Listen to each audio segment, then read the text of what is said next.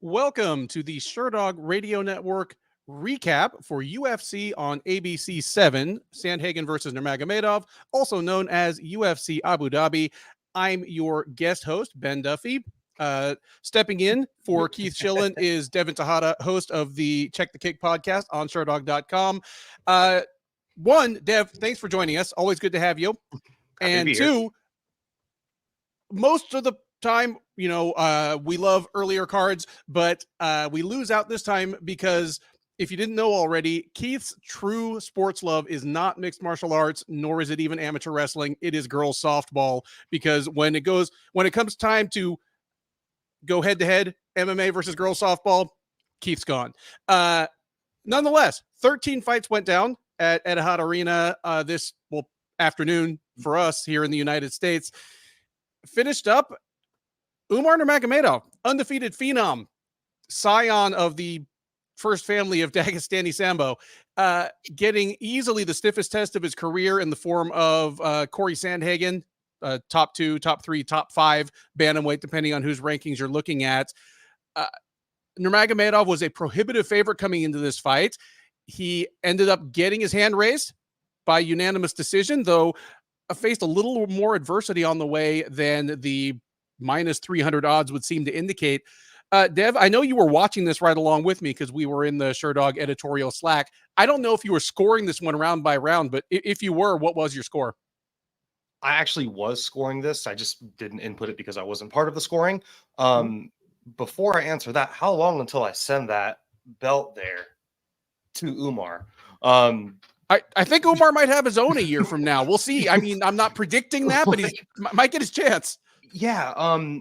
The first round, in my opinion, was probably the closest round. The second round was pretty close too. I would have scored the first round for Sandhagen, but not been upset with scoring it for Umar. And then the last 4, 2 through 5, I gave them all to Umar. This was actually, in my opinion, probably the best way for him to pass this test too. He kind of schooled Sandhagen. Like, he did what Sandhagen does to everyone else when he schools them. I completely agree. And it's interesting because if he came out and he just did to Sandhagen what Aljamain Sterling did, just come out, rip through him on the ground in like 90 seconds, I don't think I would feel as confident about Nurmagomedov as a title contender going forward as I do now, because he answered so many questions. Like, if you had told me in advance, and, full disclosure, I picked Sandhagen in this fight, as did Keith, as did, I think, all 3 analysts on the UFC's own desk tonight. Did you pick Nurmagomedov? You sly bastard. But if you had told me in advance, okay, Sandhagen is going to wrestle Nurmagomedov to a near stalemate for the first half of the fight, like Nurmagomedov is going to struggle to get takedowns and Sandhagen is going to pop right back up afterwards, I would have felt really comfortable with my pick. So we learned, one, what Nurmagomedov looks like in a 5-round fight against a very live body. We learned what he looks like when his wrestling isn't just this completely dominant, lights out weapon he has in his back pocket. And he's shown, like, stripped of the ability to just ground the other fighter whenever he wanted, he opened up his striking, and his striking looked sensational. Like, I mean, you're a better analyst on the striking than I am. Tell me kind of things that you saw that impressed you from either guy. First, I kind of wanted to, with the wrestling, even if he wasn't having as much wrestling and grappling success as we expected, in my opinion, he still won all of it just because he was causing Sandhagen to just react to everything he was doing. Sandhagen just had to play catch up this whole fight. And Sandhagen's leg kicks were seemingly his best offensive tool, but they didn't seem to affect Umar at all. They didn't cause him to stumble. They didn't cause him to switch stances. Not one. Like, you and I were in the Sherdog Slack, like, man, these leg kicks from Sandhagen, I think it was after the second round, we're like, these may add up. And like, they were adding up, but they didn't do anything. So how effective were they? He kind of just, even in the pocket, like Sandhagen, you could, by the end of the 4th round, Sandhagen went to his corner with a frustrated look on his face, and I'd never seen him run out of ideas before in a fight. In the Petroyan fight, he got dropped and he was like still trying, but it got to the point where Sandhagen was like, I can't keep up with this guy in the boxing. I can't keep up with him at kicking range. And anytime we grapple, I'm just reacting to him. Yeah, I like how you describe the look of frustration, because the thing is, Sandhagen, obviously he's been tapped out on the ground before. He's been hurt in the striking, like, Petr Yan dropped him. Mm-hmm. This is the first time I've ever seen Sandhagen look frustrated at the futility of his own offense, because normally he is a buzzsaw offensively. Like, if you're not super, super elite, he's going to maul you in the striking at any range. And he's the type of striker who, until tonight, had been equally comfortable going first or going second. And yeah, tonight he had a pretty good night at the office, and just nothing he did seemed to have much effect. And I agree, completely frustrating for him. Again, I picked him in this fight, and I'm not mad to be wrong here. I feel like we learned some things about both guys. I don't think Sandhagen loses much off of his stock in this performance, because here's the thing. Yeah, Sandhagen lost, and I think by the most generous possible scoring, you could argue that maybe he lost 48-47. I scored at 49-46, but there aren't many other bantamweights in the UFC or anywhere going, taking notes, going, oh, so that's how I beat Corey Sandhagen. It is a very short list of people that are going to be able to do what Nurmagomedov did. I think I underestimated his athleticism. He is fast. Fast. They would get into these striking exchanges in the pocket. Sandhagen would throw a jab and attempt to slip whatever came back, try to pivot off to the angle where he expected shots would come from. The speed of Corey Sandhagen's one jab was just as fast as Umar throwing a 3 to 5 punch combination in the pocket. Mm-hmm. Like he's just got that weird speed, athleticism, but he also has a hell of a gas tank. I would consider Corey Sandhagen like 4 times better than anyone Umar's ever fought.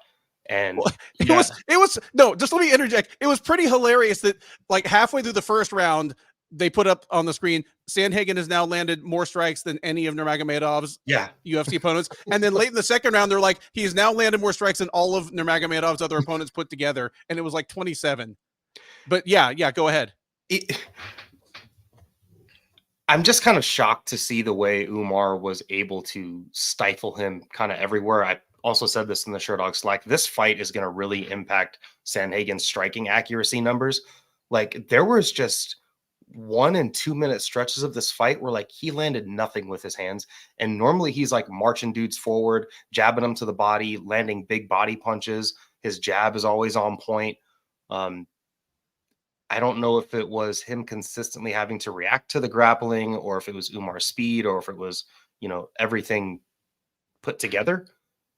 But Umar just showed he's a very well-rounded fighter with a weird yet effective type of striking. He's kind of like Azamat Mirzakhanov and Muslim Salikov, just like turned up 10 notches.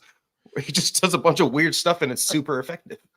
I mean, what Nurmagomedov reminded me a little of tonight was TJ Dillashaw on his way up. Just the speed, the strength, the seamless flow between different phases of MMA, the ability to frustrate and neutralize his opponent in ways that we weren't used to seeing from them. I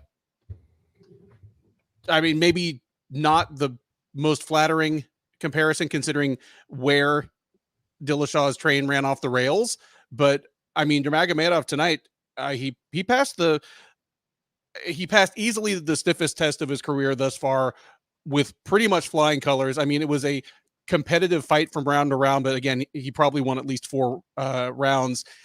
What do you do with this man next? We've got a title fight coming up in this division soon. It's a long-awaited one.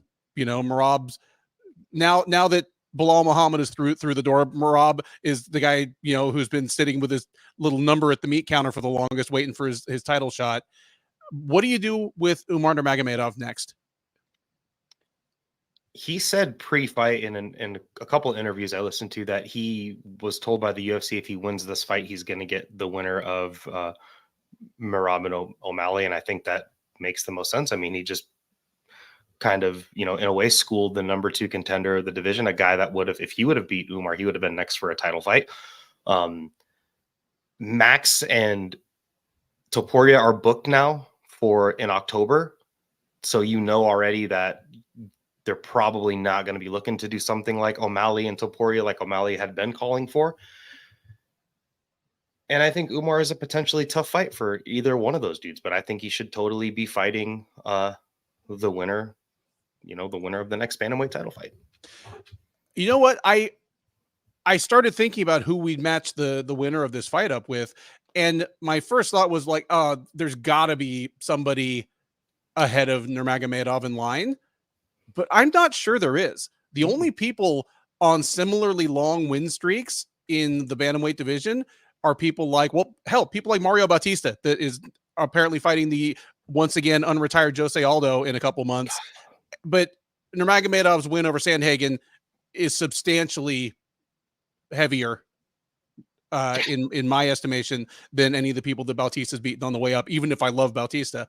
I think you might be right. And the UFC's, it's not going to be a hard sell for them. He's still undefeated. Make the fight for a title while he's still undefeated. He has the last name Nurmagomedov. Habib's going to be in his corner. Also, talk about the freaking corners tonight. Oh, like, are those the best 2 corners that have ever, they're Habib way up there, and Trevor Whitman and Brian Hall. Like, what do you? Unbelievable corners. And you know what? Everything we heard from the corners tonight was fantastic. I mean, they lived up to it. I didn't ask you to matchmake Sandhagen, but do you have anything that immediately stands out for you? I really want to watch him fight Jose Aldo. Well, if Aldo gets past Bautista, maybe you'll get to see it. Even if he doesn't, I think Corey Sandhagen would take that fight, and I think it would just be a cool, because Aldo signed a whole new, he signed a whole new bunch of fights. Sure. Aldo will be headlining the Apex at some time in the beginning of 2025, so he can just fight Sandhagen then and there. I love this. It's just going to be Aldo wrecking everybody at Team Alpha Male all over again. He could. It's Jose Aldo. Yeah. I wouldn't be surprised, man. Yeah, he's a hell of a thing. From there, the quality of this card takes a substantial drop, but we got 12 more fights to talk about. In your co-main event, also undefeated, Shara Bullet, the most interesting looking man in mixed martial arts, moves to 14-0 by unanimous decision over Michal Oleksiejczuk. Do you believe in Magomedov more or less than you did an hour and a half ago? 100% more. Like 100% more. And this isn't a slight against Michal Oleksiejczuk. Like, you got to give this guy an A for effort. Mm-hmm. Like, he kind of pulled up on short notice, and how is he not a welterweight? How did he ever fight out like he looks like a dude that enjoys beer. Yeah. And I mean, he's from Poland. He probably gets a pretty good beer. I am impressed with Shara, though. He actually looked good. He showed his grit. He took a bunch of big shots. He looked good on the back foot, too. He did. And you mentioned this as we were watching the fight, that he's already developing kind of like little tricks, just like stopping short and throwing kicks as he's being put on the back foot. And I pointed out, so things like Giga Chikadze still hasn't figured out, despite having a lot more MMA experience and a lot more high-level MMA experience. No, here's the thing. If you're a tall, lanky striker that throws kicks first, second, and third, like it is, your preferred offense, you're going to need to figure ways to keep people from catching your kicks and dumping you on the ground. And you're going to need to figure out close-in weapons just to keep boxers like Oleksiejczuk from just crashing the pocket. I mean, one thing we knew about Oleksiejczuk is he's an aggressive guy that is a puncher by preference. And for the first round, at least, I thought, well, hey, he might knock this dude out because Oleksiejczuk was coming forward. he hadn't landed anything cleanly, but he was swinging hard and grazing Shara in a way. I was like, this thing is like a centimeter away from a hype train going out face down. Magomedov made adjustments between rounds. Oleksiejczuk got tired fast, and it was pretty lopsided by the end. But looping back to the first question I asked you, yeah, I believe in Magomedov a little more as well. Again, I am even at middleweight, which is a wide open division. It's one of the easiest divisions for I don't want to say flawed, but an incomplete fighter. It's one of the easiest divisions for an incomplete fighter to break into the top 10 or even all the way up to the title picture. Like Alex Pereira is a great story, but in most other divisions, he would have hit a landmine before getting to a title shot. Yeah, Dricus du Plessis is a formless fighter, and he is the world champion, and he'll probably defend. But even at 185, like I don't know if Magomedov makes much headway into the top 10 without some serious like retooling of his skills. But if he can get past Michal Oleksiejczuk's probably in that 15 to 20 range. Like he's kind of and he's gonna be a highlight machine for as long as he's around. He is one of the only kickboxers I've seen come to the UFC and gallop around that warning track with confidence. And that's something that's pretty scary to do when you got like a dude that's just a marauder that's willing to body punch and then throw big power over the top and just pressure. Like if he's not unconscious, he's pressuring in Michal Oleksiejczuk. And Shara was able to just take the back foot, skirt the outside of the octagon, like you were saying, cut those angles. His boxing didn't look that bad either. No. Like his speed is there. Like he's a fast dude. He seems willowy. Like he doesn't seem strong. And that's going to be a problem at middleweight because like there's dudes like Hobocop. Oh, there's some 185ers. like Oleksiejczuk is probably the smallest guy Magomedov is going to fight for the rest of his UFC run, unless he runs into Robert Whittaker at some point. Yep. Like once he gets to the Andre Munizes and Robocops of the world, the Bruno fucking Fajedas of the world. Yeah. He does look a little willowy, but he was strong enough tonight. Like again, his get-ups were fine. His get-ups are fine. Yeah. Whatever the UFC tells you about him, or obviously is trying to lead you to believe about him, he is not the striking version of Khamzat Chimaev. Like no, like Chimaev's is so strong. Yes. An athletic freak and strong, like a 1200 horsepower drag car. That's like Khamzat. And Shara bullets like one of those Lotuses. like are you a supercar? I don't know. Or like a Honda S2000. Well, if he's going to be a Lotus, then he has to be like injury prone as well. Because somebody once told me, don't buy a Lotus unless you can afford to, because one of them is going to be in the shop all the time. I don't know what to think about the guy like long term, but I mean, he's got the look, which is the stupidest thing to say, but like he's got the look. The UFC seems to want to promote him. They just put him, they put him against literally a dude that fought for a title 4 times. How many times has Davison Figueiredo fought for a title? Like been in a title fight? 5. Joseph Benavidez twice, Moreno 4 times.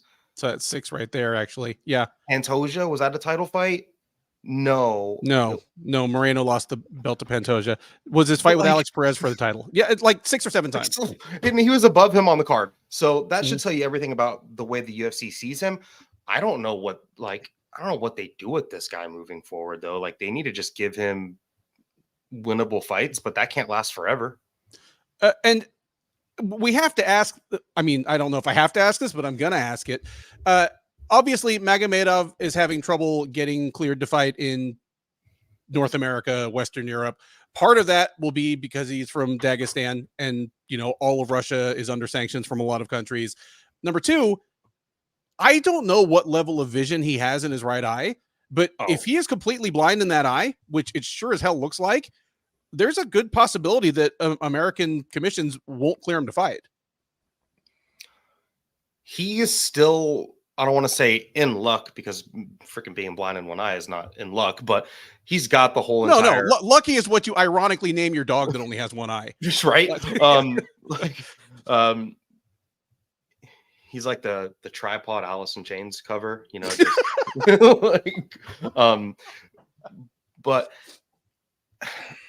at least the UFC. I mean, this even my fiance will sit around and watch the fights kind of out of the corner of her eye every now and then, and I'm like, do you see what time the fights are on right now?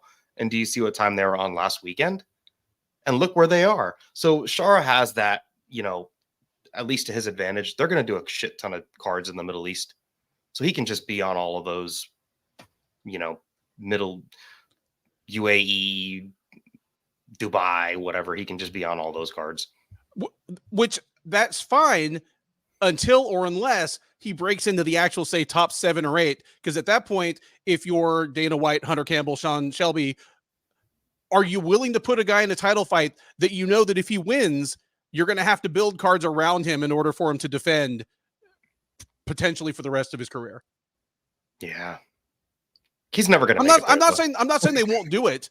Well, and that's the other issue. I mean, if Khamzat Chimaev had the same problem, yeah, the UFC would have a serious problem, because Chimaev is a guy that if he ever got his ass together could win a title. Totally. You know, like in shape, motivated Khamzat right now. I don't know whether I take Dricus du Plessis over him. So yeah. Sure. Any other? So what are you doing with Shara next? I'll give you mine. I don't want to get too excited. He passed some tests. He answered some questions. He beat, again, probably a top 20 middleweight. I don't want to push him all the way into like a high level matchup. I just want to give him another reasonable test against a tricky or talented guy. I'm giving him the winner of Gerald Meerschaert and Edmund Shabazian in a couple weeks. Well, great minds. Exactly what I was going with. There you go. Because you know what? If the winner of that fight is Gerald Meerschaert, there's the possibility that Nurmagomedov splatters Meerschaert in 90 seconds, because Meerschaert is probably the slowest fighter that good in the middleweight division. Like, it's either him or Paul Craig is the slowest guy on the feet. Sure. But at the same time, if Nurmagomedov doesn't blitz him, Meerschaert has so many ways that he could just embarrass Nurmagomedov. Yeah. So I just love that as a test. And Nurmagomedov would probably go into that fight as like a 3-1 favorite, like a bigger favorite than he was against Alex Shaychuk. But all of us that have actually been watching both these guys would be like, I don't know about that. Yeah, if Gerald Meerschaert gets the back once, yeah, that could be curtains. Yeah, just catches a kick. Shara tries to sprawl, and he guillotine. Let's go leg and guillotines up. Like, he's a tricky dude. Yeah.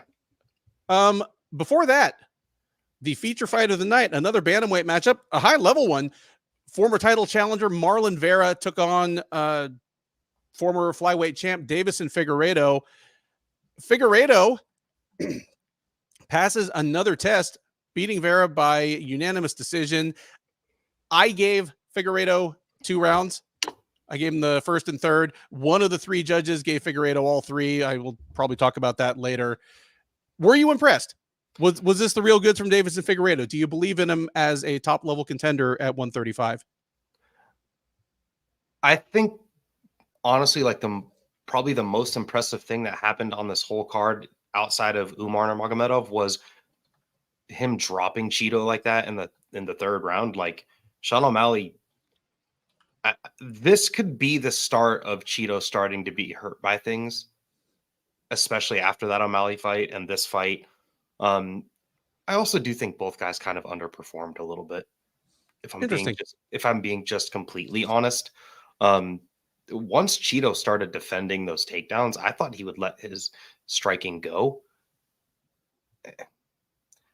Someone in the Sherdog Slack said Alonzo Menafield is a yell at your TV fighter, but Cheeto's right there behind him.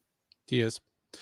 It's interesting. And again, you know, we watched these fights together and we were commenting in real time. I said that Vera's takedown defense is about as glaring a flaw as you'll find in a like top 5, top 8-ish fighter in that low weight class anywhere in MMA. And the funny thing is, it's hard for me to point at what's wrong with his takedown defense, because he knows how to sprawl, and he's not slow on the feet, but sometimes it's almost like he doesn't bother. Like there were a couple of times where Figueiredo shot a takedown. It wasn't a really sneaky reactive thing. And all of a sudden Figueiredo just has Vera's like legs tied up together, like in his arms at the waist, like he's tied him up with ropes. I'm like, how did you not sprawl? Like, how did we get here? It's really strange. He's got that like, I don't want to compare him to Curtis Blades, but the only comparison I'll make is like he has trouble like mixing the martial arts. Like his brain has trouble switching from striking to grappling, whether it is defensive or offensive. Like I don't know, for lack of better terms, like he just gets caught slipping. I don't know another way to. I love that. I love that explanation of it. And it reminds me now, I said a similar thing about Donald Cerrone at one point. Like where he's an outstanding grappler and he's an outstanding kickboxer, but somewhere like there's no mortar between the bricks. He gets caught slipping in the middle. Like, and the same thing happens to Curtis. I mean, like, oh, I'm going to wrestle. I get knocked F out. And for Cheeto, it's like, I'm striking. Why am I on my back? I thought we were striking. Like, dude, you're in an MMA fight against Davison Figueiredo. And I picked Davison going into this fight because I was just like, well, he's a good grappler. He's big. He's strong. He's got a hell of a submission game. I thought he would go and out wrestle Cheeto. So I was surprised to see a lot of his takedowns just get completely shut down. And Figgy actually started to look desperate. And if he wouldn't have hurt Cheeto and had that flurry in that third round, I don't know what would have happened, because Cheeto started to look like he was cruising. He got buzzed, and then Figgy kind of, won the next 2 or 3 exchanges, pushed him on the back foot. And then at that point, Cheeto was just like, I lost this fight. Yeah, I would agree. So you can argue that, I mean, neither guy showed out to their absolute best, but Figueiredo won, like, and there was no question of it. And clear and cleanly. His wrestling was effective tonight. His power appears to have carried over. What do you do with him next?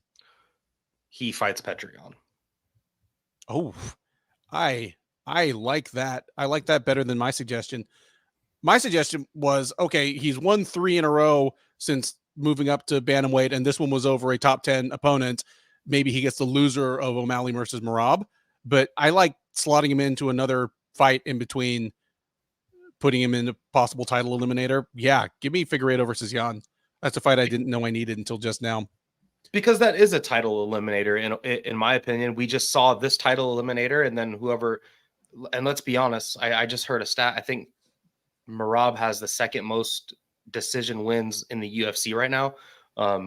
Besides like Caitlin Sermonara and Bilal. I think he's like right there in that group. I mean, 2 of them are like some of the best fighters in the world, but if Merab loses with his age and everything, like he's going to have to do a lot of work to get to a title fight. Yeah.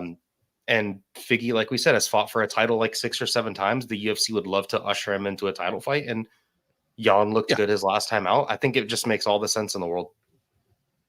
Yeah, I'm with you. I'm sold. Give me Figueiredo versus Jan. Things that don't make sense and didn't look good in the fight immediately previous. We had Tony Ferguson fighting at 170 for the first time in his UFC run, looking to snap a 7-fight losing streak, a record-tying 7-fight losing streak against Michael Chiesa. Ferguson entered this fight with the possibility of moving into sole possession of the UFC record for longest losing streak, beating out fellow former lightweight standout BJ Penn. Ferguson, the good news is he is now in sole possession of a record in the UFC. The bad news is it's the kind of record nobody really wants to set. I said as we were waiting for them to walk out, I'm sitting here trying to think of ways this fight might end that are plausible and not depressing, and I was having trouble coming up with any. As it goes, this one wasn't that bad. Chiesa tapped him out in the first round. He tapped him out really without either guy landing a hard strike on the other, so no additional CTE incurred. I don't know what there is to say about it. Michael Chiesa, for all his flaws, is one of the best, just most airtight back control and rear naked choke specialists really that the UFC's ever seen. Like, he's up there with, you know, Jussier, Formiga, Damian Maia, for the guys that just, once they turn that corner and they're on your back, it's probably lights out. Yeah. Ferguson ended up there. Ferguson, even at the height of his powers, had a scramble heavy wrestling and grappling game that involved him showing his back, putting himself in peril, from one moment to the next. Michael Chiesa is not the guy you want to do that against, and he paid for it quickly. Any hidden gems of wisdom from this one? Your whole intro into this was like so sad. I almost just took my headphones off. I just didn't want to. Yeah, it was just like I was like,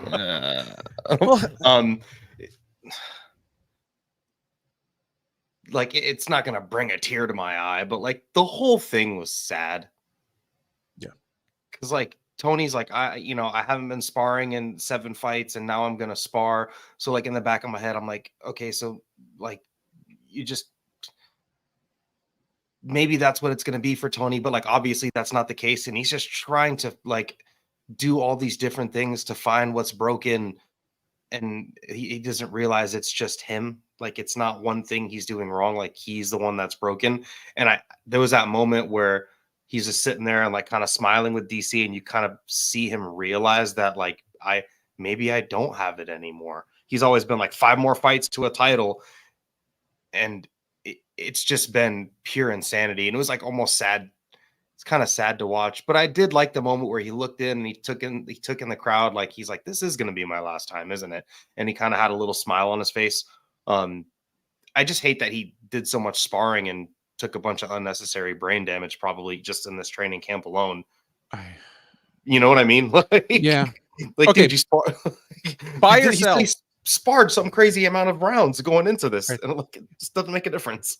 Buy or sell, and you in the chat as well. Buy or sell. Tony Ferguson fights professional MMA again. You know, it's messed up because like I personally like I just want to see the guy win a fight. I don't care if it's against you. Like, I mean, no, maybe not you. Honestly, you'd have a good chance against him at this point, Ben. I want to see I want to see the poor guy get a win, but like enough's enough. But I will buy. It's Tony. If the UFC offers him a fight, he will take it. He left 1 glove in. There's a reason why he only left 1. And see, that's the thing. He did his whole spiel about like, I wouldn't want to fight for any other organization. He was like, please give me 1 more. But at the same time, if you're Dana, Hunter, Sean, Mick watching that, you are now 95% sure that if you cut Tony Ferguson, he will sign and fight somewhere else. That would be my takeaway if I were them. There's just shame on them for giving Tony the fights that they've been giving him. Like they're like punishing the poor guy because they know that he's, too stupid to say no. I hate to say that. Like Tony's going to take, if you offered Tony Bilal Muhammad tomorrow, he's going to take it. Yep. And we know what would happen if he fought someone. So shame on the UFC for giving him these fights.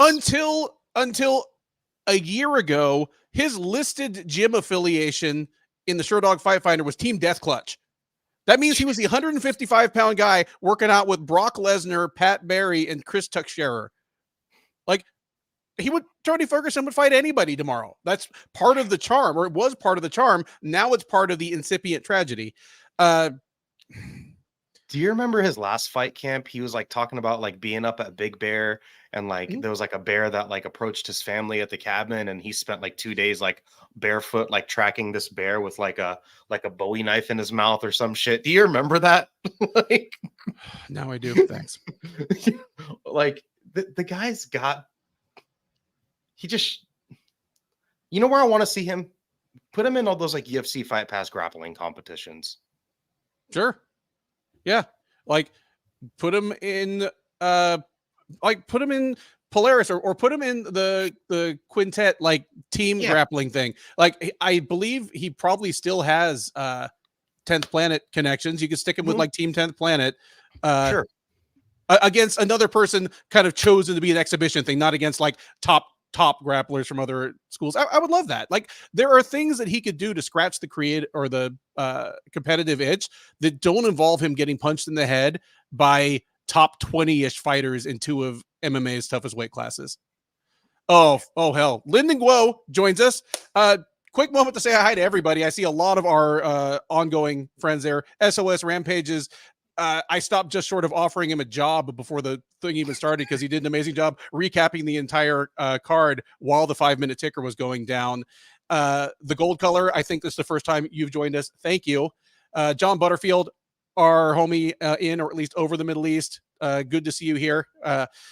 Lyndon Guo, our resident true believer. Caps locked as ever. Azamat Mirzakhanov knocks out Alex Pereira. Okay, we finally figured out who he is. He is Azamat Mirzakhanov. Or his mom or something. No, even Mirzakhanov's mom doesn't want him to strike with Alex Pereira. It's only Azamat himself. Before Ferguson versus Chiesa, Mackenzie Dern took on Lupi Godinez in a strawweight bout. I had a pretty good night of picks. I think I went 9 for 13 or something. And even the ones I got wrong, I felt pretty good about. Like, I don't feel stupid for picking Sandhagen, things like that. Sure. I picked Lupi Godinez to beat Mackenzie Dern. And this was a frustrating fight for me to watch. I thought, okay, Dern is the classic example of an elite grappler who lacks reliable ways to get the fight to the ground, and her striking is ugly, ugly, ugly. All of those things were true. And Godinez still gave her a fight that she could win. Like, Godinez got taken down a couple of times by bad entries. Godinez is an elite wrestler, especially by the standards of women's strawweight. But Dern was catching her clean with punches. She took her down a couple times. On the times they went to the ground, Godinez seemed a little too happy to hang out down there. I just thought it was a bad fight IQ fight from Lupi Godinez. And I may have underestimated Dern as well. For all I know, if they fight 10 times, Dern wins 7 of them. But I sure feel like Lupi did not put her best foot forward to win tonight. Tell me if you disagree. No, I agree 100%. And I've come to the realization that Mackenzie Dern is just like a Hail Mary fighter, that like every single striking exchange, every single grappling exchange, like everything she does is just like a Hail Mary. Every strike she throws, she wants to end the fight. Any grappling exchange, she wants to end the fight. It's all a Hail Mary. So good on her for having that type of cardio. Like, right when they went to the cards, I was getting some scrambled eggs and putting them on a plate, eating some breakfast. And I told my fiance before they read the decision, I go, Mackenzie Dern, because she's hot. When you have fights that are this close, in a weird way, it always seems to go to the person that the UFC would love to win, especially in these Mackenzie Dern fights. Like, this is Lupi's fault for making a fight this close against Mackenzie Dern. She has all the tools. Like, you're training at Team Grasso. Like, you're Alexa Grasso is one of your main training partners, and she's one of the best female boxers in this division. And you're fighting someone that's going to shoot bad takedowns. Like, where's your uppercut? In the clinch, why aren't you firing uppercuts in the clinch? Mackenzie Dern loves to get overhooks, try to cut an angle and do like a hip toss. Like, Lupi's huge. Like, where is her overhook and just dirty boxing? Like, you don't have to be scared of the clinch with Mackenzie Dern. You have to be scared if you're not going to make her pay for being there. But Lupi couldn't do anything. Anytime Mackenzie Dern just wanted to, be a battering ram, Lupi just let her. She didn't do anything to stop that. Besides throw a jab. But like, Mackenzie Dern is too pig-headed to be stopped by just a jab. Like, you need to do what Jessica Andrade did to stop her from going forward. Yeah. This is a frustrating fight from Lupi. The second she lost that first grappling exchange and ended up in full mount and kind of survived the armbar, that should have given her confidence. But in a way, it just like deflated her. She was like, uh-oh, if I get stuck here again, I'm fucked. Yeah, I think you're right. And Vera Wera is kind of taking us, i.e. me, to task here. Just like, maybe Lupi isn't that good. Maybe, people people like me have been saying this. And you know what?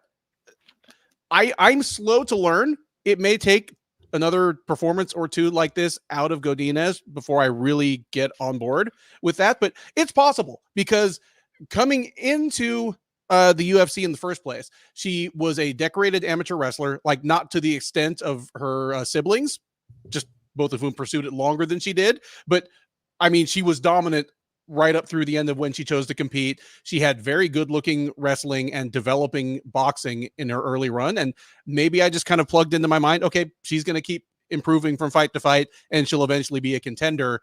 And now she's 7-5 in the UFC and I just need to reassess. So, I mean, that's probably it. Ahead of Godinez's next fight, I'll probably rewatch all of her UFC fights and her last couple of regional fights instead of just rewatching the last two. So yeah.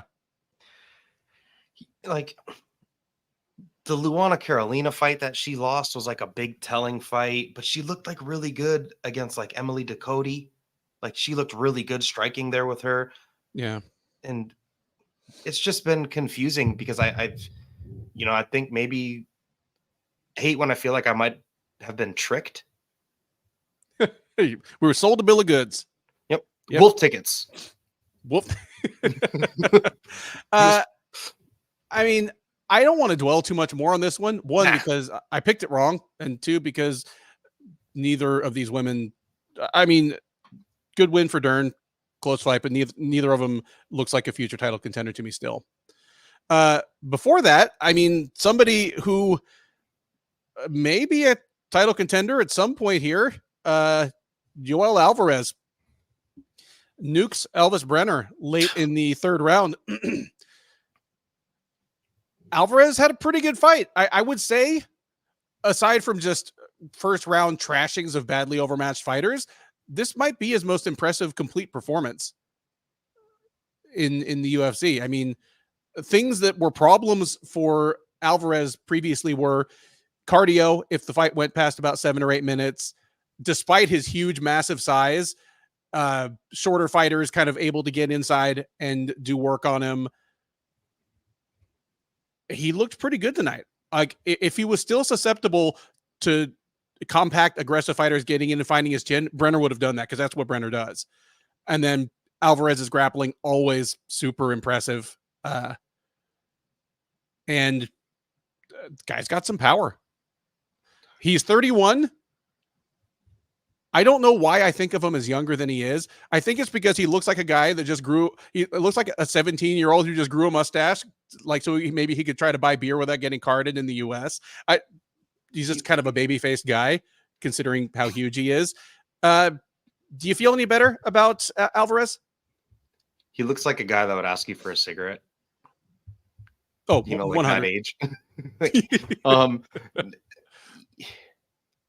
He's usually a guy that someone I was listening to this week kind of described him as like a trapdoor spider where he's like poking at you from far away. And then the second you get tired of getting hit with all of his range tools, you try to leap in and that's when he'll like hit you with the guillotine or something like that. And he tried that on Brenner in the first round of this fight. But if a dude has 0 finish losses and you look at that like Merktebeck Oralby fight, like you're not going to submit him.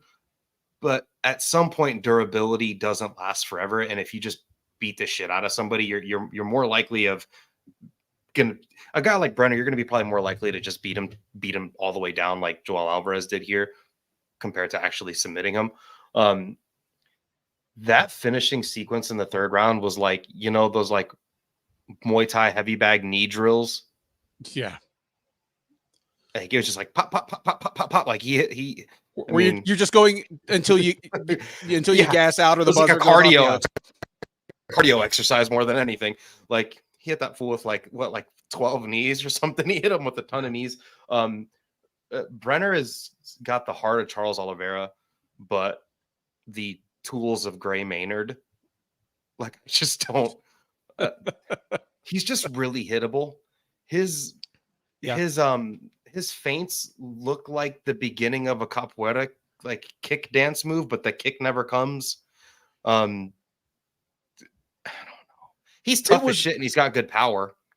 No, and you comment on his fainting game. No, it was weird. Like one, his feints, it's kind of like looks like he's like casting a spell. He's like kind of throwing open hands out there. Like I said that he looked like a fighter from a single digit UFC that was introduced as like a practitioner of ninjutsu, you know, like it's weird. It's a strange dude, just calm down. Like, you know, like you're his most effective offense was confusion. I don't really like. Nobody else from Shoot the Box Diego Lima does that. It's just a very unique thing to him. Any other thoughts on that or the rest of the main card? Not a bad main card. Not terrible. Not terrible. I mean, a lot of fights went to decision, and that isn't automatically a bad thing. I mean, but it made for a long main card. Down to the prelims, your top prelim featured one of several undefeated fighters on this card, undefeated light heavyweight Azamat Murzakanov, taking on kind of reliable fringe contender Alonzo Menafield in a battle of short, stocky, compact knockout artists. And of the two of them, Murzakanov is the guy that got the knockout. It's hard to call a guy a prospect that's got male pattern baldness and looks 42. You know, he's 35. He's become kind of a once a year fighter, but when he's there, he's pretty damn good. This was a brutal knockout. I'm just sharing Lyndon Glow's all of his feedback for this fight because he wants it to be seen. I want it to be seen too. Is a 5'10" with a 71.5 inch reach, Azamat Murzakanov going to make it to a title fight? I don't know, but watching him fight is cool. Yeah, like he does a lot of things right and a lot of things wrong. So a light heavyweight, and there's a reason why he is the smallest light heavyweight on the roster. Like he's like the same size as Jacob Malkoun. Yeah, and Malkoun is kind of undersized 185 pounder. Yeah. Could Azamat Murzakanov cut to welterweight? Like he was like... Well, it's a Russian thing. There is a certain breed of kind density, and there's like just dense, prematurely balding, pasty Russian that just doesn't seem to give a damn what weight class he's competing in. Like, I mean, Alexander Shlemenko is the ultimate example where the dude fought Tito Ortiz, and Ortiz looked 3 weight classes bigger than him. Murzakanov is definitely cut from that same cloth. He could probably fight at 185, but it's his build and his demeanor belie the fact that he is quick. I mean, he's fighting shit. Yeah, he's fighting Alonzo Menafield, a guy that looks like an NFL free safety.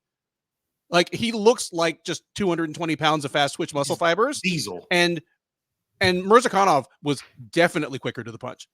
100%. And that's what got him his finishing sequence, his hand speed and his educated punching in the pocket. Like he looked fast there.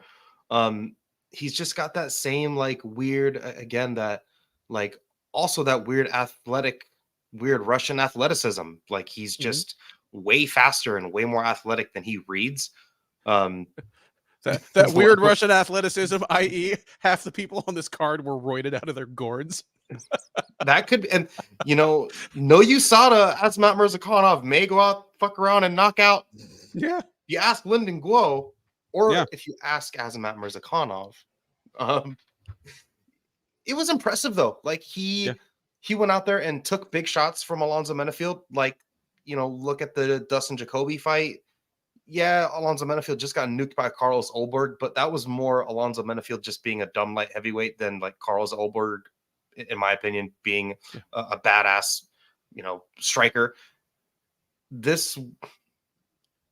He deserves a move up in the rankings. Like he deserves another big fight. He deserves to be on a main card now. Like he's moving in all the right directions. He's probably going to fight Anthony Smith.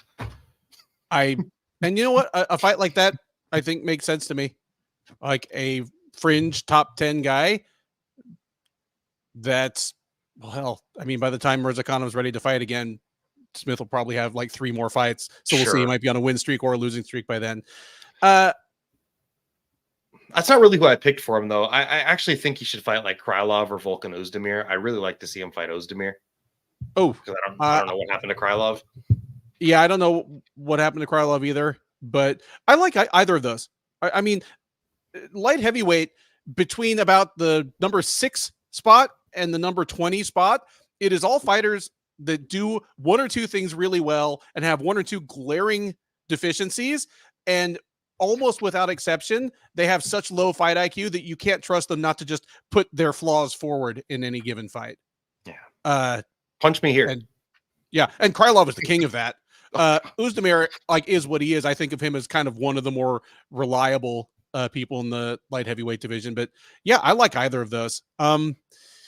Prior to that one, the only native Emirati on the card showed us why he was on the card, as Muhammad Yahya took on Brazilian Cauê Fernandes and got absolutely lamped late in the first round. I got jokes. Okay, one, Muhammad Yahya, I mean, good on him for getting 2 fights and who knows, maybe getting a 3rd or 4th in the UFC. But he reminds me of just the kind of middling regional journeyman you have all over the US where you're like, okay, but why do you have 4 fights in Bellator? Oh, it's because you were the best unsigned fighter from Grand Rapids when Bellator went there once. And so they used you again every time they went back to that area. Because that's Muhammad Yahya. He was the best fighter from, the region that wasn't signed to a major promotion a year ago. He got the call up, and now he's going to probably fight every time the UFC goes back to Abu Dhabi until they're done with him. He's just not that good. He's a solid regional journeyman lightweight, whereas Cauê Fernandes is a mildly intriguing up and coming prospect. Like, I don't think Fernandez is probably a future top 15 guy either at lightweight, but I'm going to say that about almost everybody. Lightweight's a tough division, but yeah, he lamped Yahya. Brutal. Leg kicks look great. Yaya's leg looked like he was shot with a paintball gun within the first 30 seconds of this fight. Yaya's got to live so close to the arena that he can ride a bike there, because that's the only reason why he's there. It's funny. He helps clean the arena after the events. He changed his nickname to the UAE Warrior. It's like he's asking the UFC to cut him because he came from UAE Warriors before the UFC signed him. So he might as well be. I mean, that would be like Muhammad Makayev last week changing his name to, hey, my name is Bobby PFL. What? PFL star Makayev. He's not good. But yeah. He's slow. He's unathletic. He gets hit clean, and he's one of those dudes unlike Umar, where anything that touches him immediately worries him. He's like, ooh, this sucks. Mm-hmm. Brave Makayev, yeah, because he's not fighting for the PFL. Ray Cefa was like, yeah, that guy's too much of a pain in the ass. We don't want him either. Oh, we don't have we only have a 145 division as well. Yeah, I would rather talk about Muhammad Makayev than Yahya. Yeah, I'd rather talk about Hani Yahya than Muhammad Yahya for sure. No other real thoughts about this one. I mean, Muhammad Yahya, it'll be fun when he goes back to UAE Warriors because he'll have his name on all of his trunks. Before that, the unranked heavyweight slobber knocker of the night, Shamil Gaziev, looking for some redemption against Dontel Mays, exponent of Kentucky Judo. Sorry. All right. So here are my takeaways. One, I mean, Gaziev, it's not like he completely redeemed himself after wilting so badly in his last fight, but he did prove that he at least has 3 solid rounds of cardio, including cardio to wrestle in a fight where he's winning basically the whole fight. That's what I was going to say. He only has cardio to win. Right. He's got all the cardio in the world if he's the one that's forcing the clinch, landing his little shit, his little shots, fighting for the under. If he's winning everything, he's fine. But I mean, and it's the same for anybody. I mean, the classic example I'll always go to is BJ Penn always had the reputation of having terrible cardio. His cardio was fine when he was winning. Yeah. It is so much more tiring when somebody else is making you move when you don't want to. Like if you're in control of the tempo, like your cardio is artificially extended.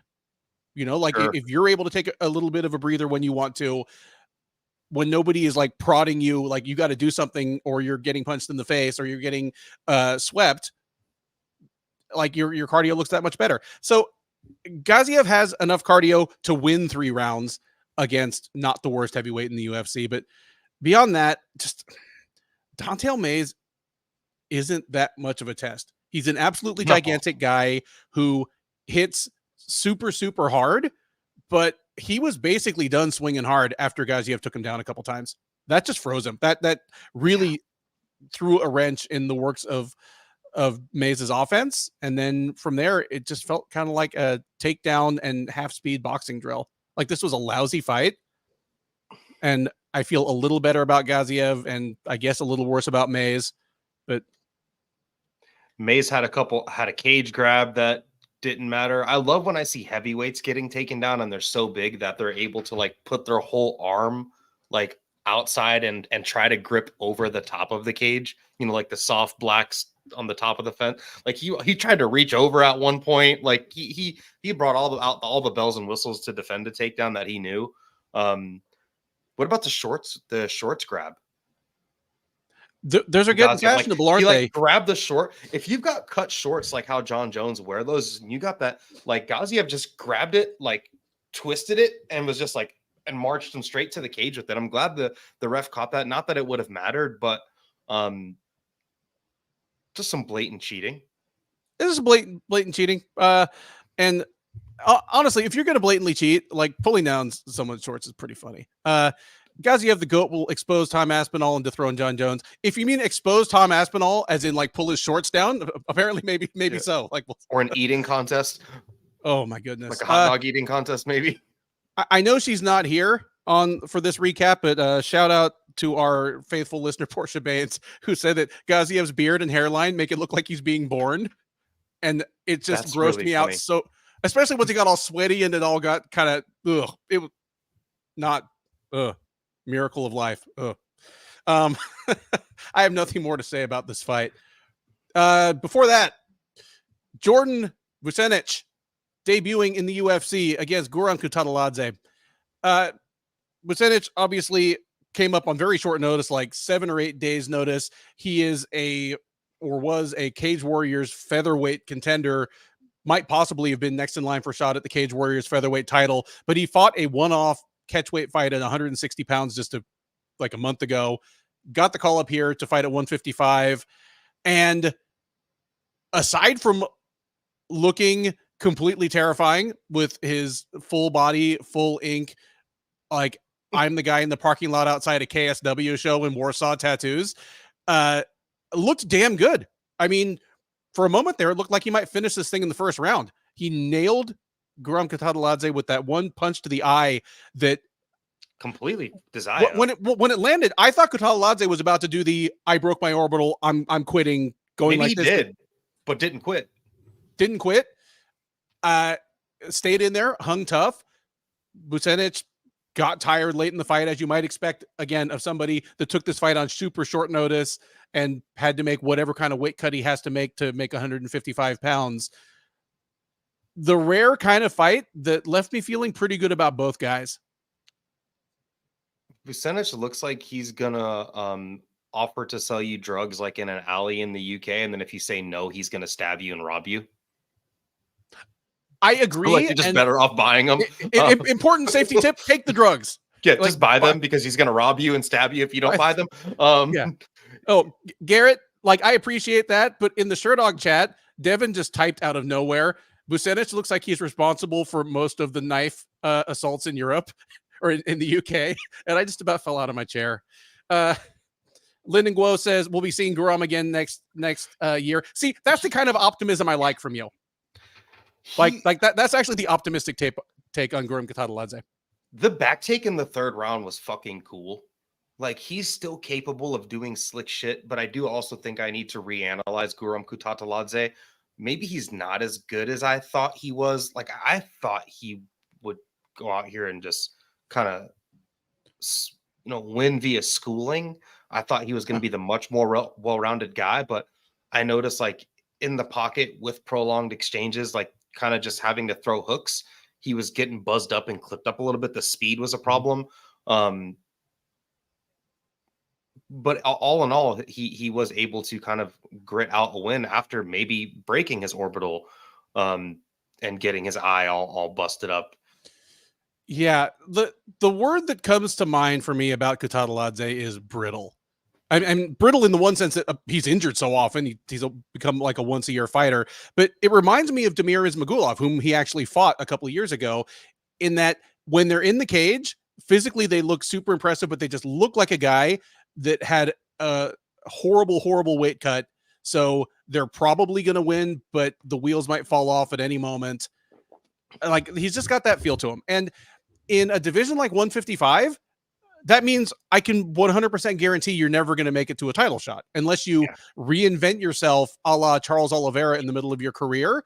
Because, and I feel like I say this every week, 155 is fast moving traffic. Even if you win every single one of your fights, if you're fighting once a year, cars are going to start passing you on the right and honking.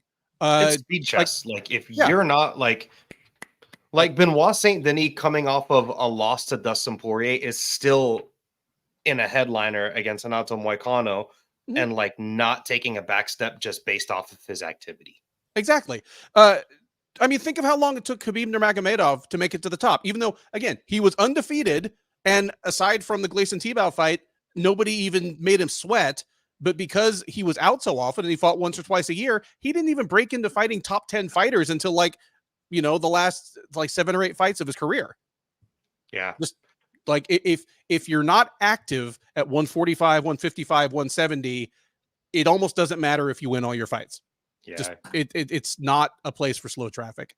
Lyndon Guo, assuming he's talking about Kutateladze, his chin might be completely diminished now.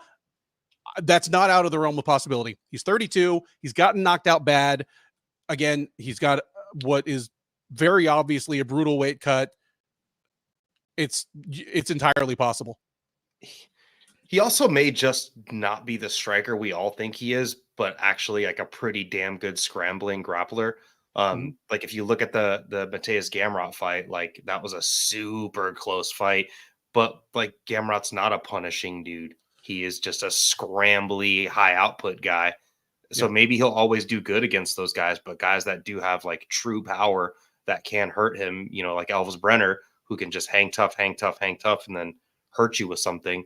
Maybe those are the types of guys, just like punchers can hurt him. But again, we might not see this guy for a year. I think it's entirely possible that we won't. Before that, strawweight action, yet another undefeated Russian prospect. Victoria Dudakova took on Sam Hughes. Dudakova comes out on the wrong end of a split decision. I was dead sure that Dudakova was going to win the split decision, even though I scored it for Hughes. I was like, this is exactly the kind of fight where Hughes is going to get jobbed by the Russian chick, the hot chick, the one with the 0 in her record. So kudos to the judges for getting it right on this one. I would say, exposed or hype train derailed or whatever, except that there's no hype train. There's no hype train.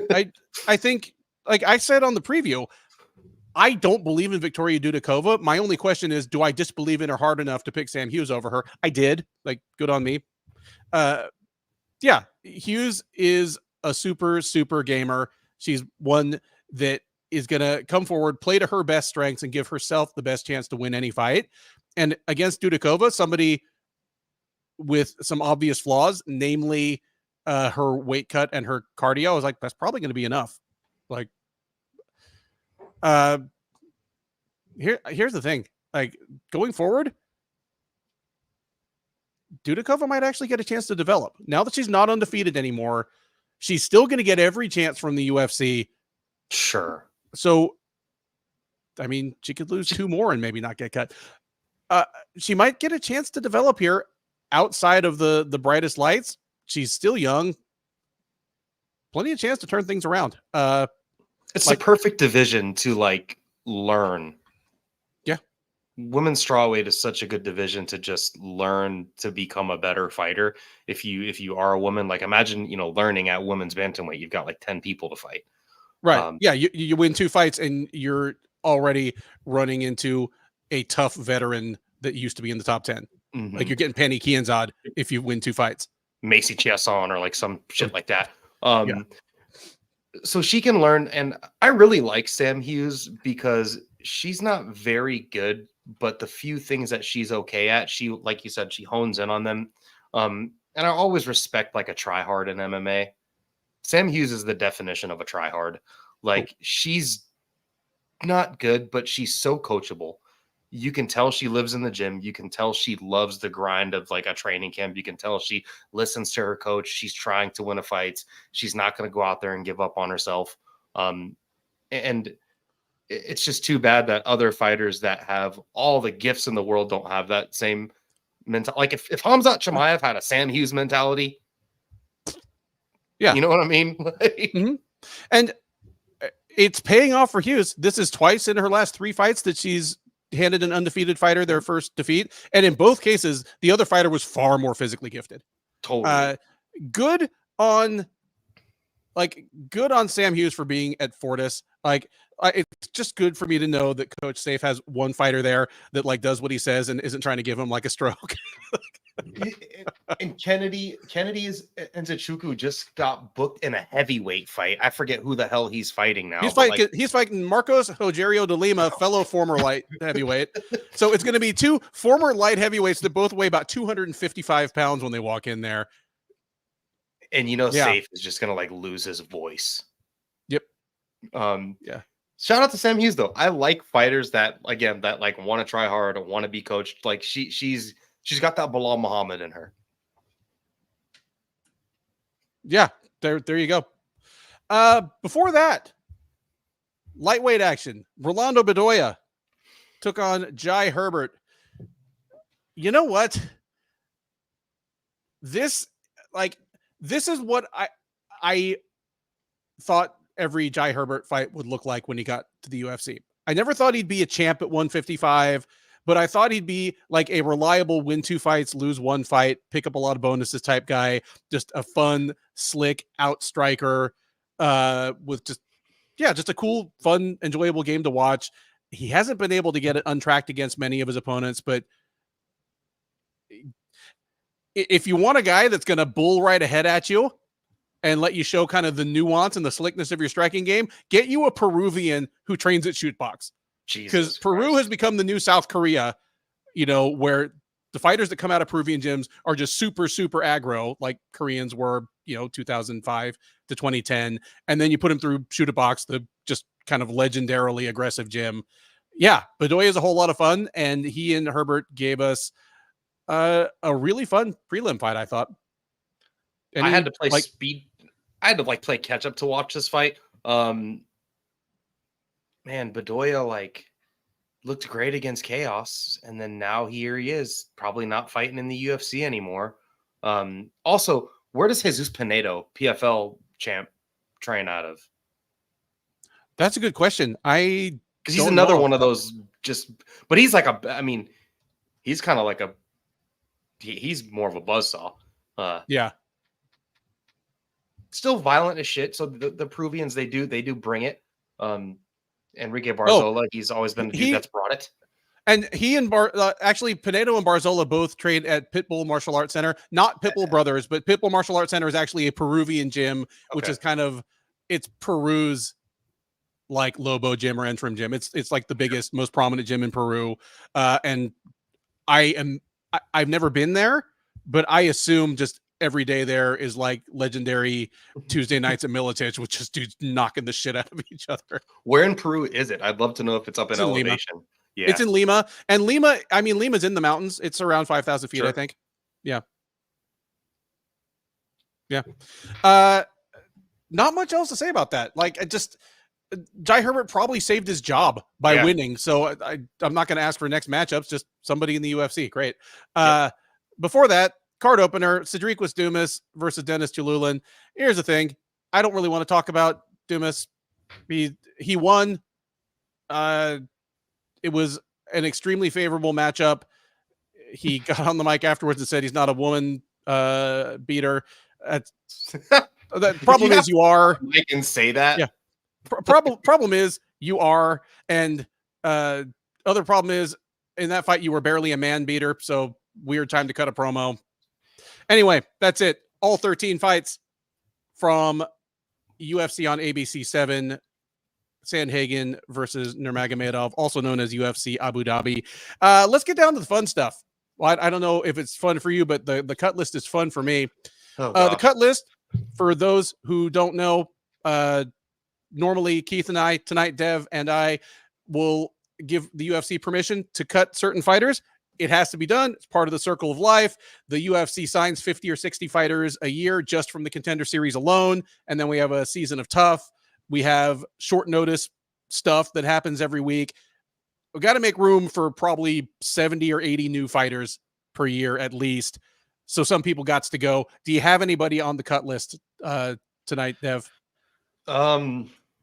Unfortunately for Dennis Tululin, he is now a 500 fighter, and just per standard rules, you are not allowed to be a male 500 fighter in the UFC, even if you are a middleweight.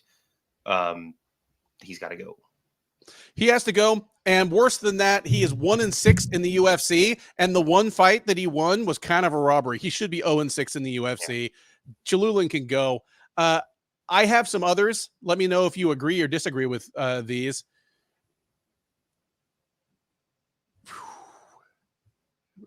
I just can't cut Tony. I need to let him walk away on his own. All right, then I guess Tony Ferguson gets the reprieve. And honestly, I don't know if the UFC will cut him, because again, after his promo, I think they're probably pretty sure that he'll try to go sign somewhere if they don't keep him on board. And the UFC does not like to share its toys with anybody, even its broken ones. So yeah. I would be fine with Muhammad Yahya being let go. Yeah, but at the same time, normally I'm thinking of, okay, they're going to owe this guy X number of fights. But the thing is, they're not going to book Yahya again until they go back to the Middle East, either later this year or sometime next year. So it's not like he's even taxing the matchmakers. So, okay, I guess on this entire card,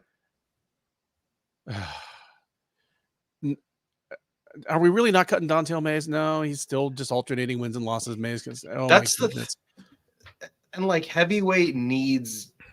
I mean, heavyweight needs dudes for potential up and comers to also splatter, because like you need to build names at heavyweight. Like we need more. Like Cyril Gahn fought Don'Tale Mayes, you know, he heel hooked him. Like we need dudes like more Cyril Gahns and other, right? Isn't that hilarious? It's so European. So no, I'll let. Right. Who's going to represent the Kentucky Judo Federation if we tell him to go away? We only have DC repping Kentucky Fried Chicken. So, all right, Bulls and the Bears. Stock market reference, of course. You want to go negative or positive? Let's go positive first. Positive. Do you want to go first, or do you want me to go first? I will go first. Go for it. My Bulls are Umar Nurmagomedov. He looked great, proved to everybody that he deserved to be here, and not only deserved to be here, probably deserved to fight for a title. Showed us a ton of new wrinkles in his game, showed that he has 5-round cardio, and you know, kind of schooled one of the best dudes in the world. Davison Figueiredo, another Bull. He's 36 years old. And he just beat the number 4 ranked dude in the division that just fought for a title. And he is 1 win away from a title. And then last Bull, I'm actually going to give it to Mackenzie Dern. She won a fight that she probably shouldn't have won. She, you know, even though I don't think she's taking steps closer to a title fight, she is still a win in the UFC under the UFC banner against a ranked opponent in the top 15 is always good for Mackenzie Dern, and it's good for the UFC. They can continue to utilize her she gets paid a butt ton of money. She brings a ton of eyes to the sport. And when Mackenzie Dern wins fights, it's good for the UFC. Yeah. I agree with all yours, so I'm not going to pile 3 more on top of them, but I will just chip in Joel Alvarez. Yeah. He's been a puzzle that's missing some pieces the whole way. The potential is obvious, but he struggles to really put it together. Here, he looked pretty fantastic against a decent fighter. That's a good first step. Yeah. Making weight without incident, finishing a fight in the 3rd round, answers questions about his cardio and durability. I liked his performance. And the relatively uncommon example of me putting a fighter on the Bulls list after a loss, Jordan Vucenic looked pretty damn good. He showed that he belonged. Like I said, he probably was going to be next in line for a shot at the Cage Warriors featherweight title. I now think that is no longer a concern because I think the UFC is going to be happy to have him at either 145 or hell 155. He didn't look big enough. Gurum's a big dude, and Vucenic he didn't lose because he was smaller. So good performance for him in defeat. He may be one of those guys like, I don't know, David Onama, Lando Venata, that makes a lot of hay out of Nate Landwehr, that makes a lot of hay out of a competitive loss in a short notice debut. The Bears, whose stock are down. Mind if I go first? Sure. All right. This one's pretty low hanging fruit, but I'll take it. Victoria Dudikova. Anytime an undefeated fighter takes their first loss, that's pretty obviously a moment of stock being down. Though, again, she's young. She is athletically gifted. She has time to turn it around, and taking her first loss this early may end up being to her benefit down the road. Stock down for Lupe Godinez.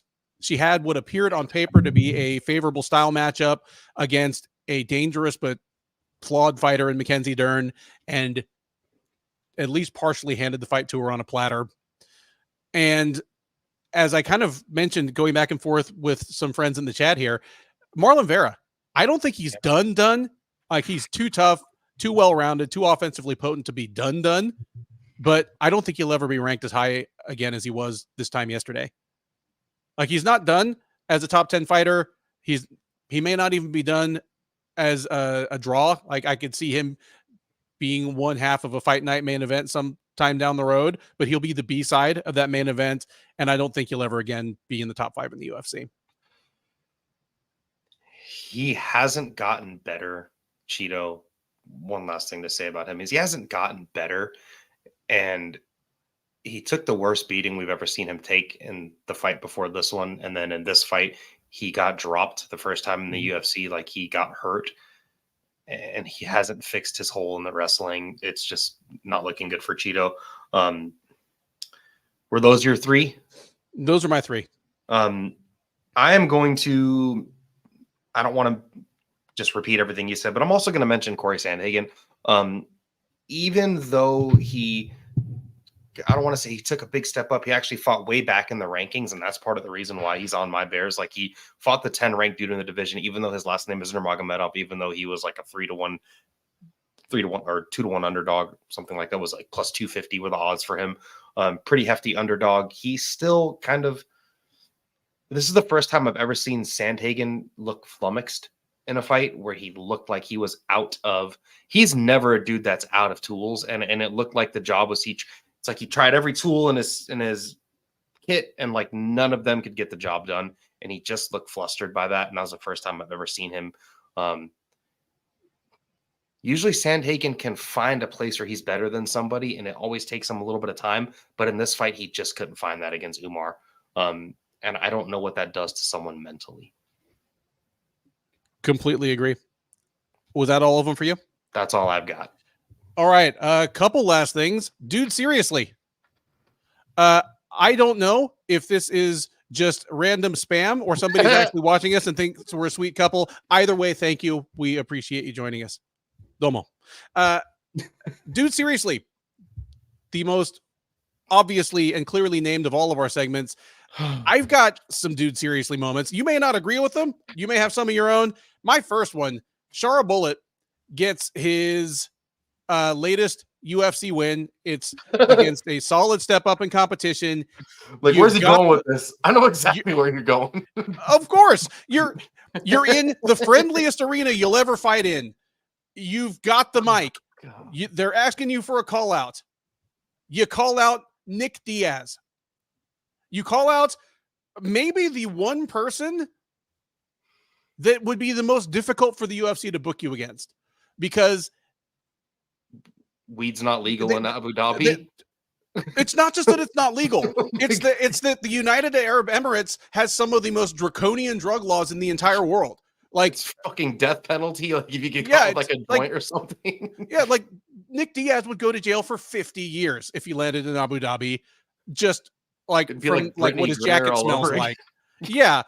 And and Shara Bullet can't fight in Western Europe or the US because he comes from a country that sponsors terrorism. Like it's the equivalent of two dogs barking at each other from across the fence while, like, you know, the gate is open 6 feet away. Like, you guys can't fight. They're barking on FaceTime at each other from two way different places away. It's never gonna like SOS Rampages named a couple more. Dumas, I kind of already went over that. That guy, like, I feel bad for the stuff his family's going through. Like, that sounds like hard shit. Like, no jokes to make about that. And kudos to him for focusing on his fight while that's going on behind him. But the rest of it, like, the guy is a serial woman hitter. So, and Azamat Mirzakhanov has exactly the kind of personality you would expect him to have from looking at him and watching him fight. He has the mic, friendly arena, one of the best knockouts of the night. And he just gives the most half-baked promo. He's like, you know, maybe you guys should think about giving me like a top 5 or top 10 opponent. You know, I'm 14-0. And then he's like, maybe I'm tired of fighting on undercards. You know, I keep knocking people out. Like, maybe it's the translator. Maybe it's the translator. Maybe he is just breathing fire, and that, you know, that translator just tamps it all down. Like, if he had Waleed Ismail translating for him, it would have taken like 10 minutes and the mic would have just melted. I don't know, but it was a surprisingly lukewarm. You iced a dude, and you had a moment, and you're just like, maybe, I don't know. Would be nice. Would be nice. What a nice guy. Any others? Seriously, Dudakova, I guess she needs staph infection to win fights. This is her first fight where she didn't have staph infection and she lost. Have I been missing these staph infections? Like, oh yeah, she came out, and do you remember like her last fight? She like came out and blatantly said that she had like staph infection like on one of her butt cheeks. Oh, dude, I think it was also in UAE as well, where she's admitted to have, like, do you remember that one card where all those fighters admitted to having staph infection? Okay, yeah, that was disgusting. She was on there, and she was like, yeah, I had it in my nether regions, for lack of better terms. Yes. So she's mop the mats, people. Just mop the mats. Oh my god. And make people wear flip-flops to the bathroom. Like, that's all you gotta do. DC had his typical blunders tonight. He's full of them. Ilya Topuria is unbeatable as the champion was my favorite DC-ism. Like, dude, I mean, I guess that's right. Yeah, he's nobody's even landed a strike on him as the champion. Like, I'm the best cricket player in my house. Outstanding. Do we know the bonuses? Do we know the bonuses?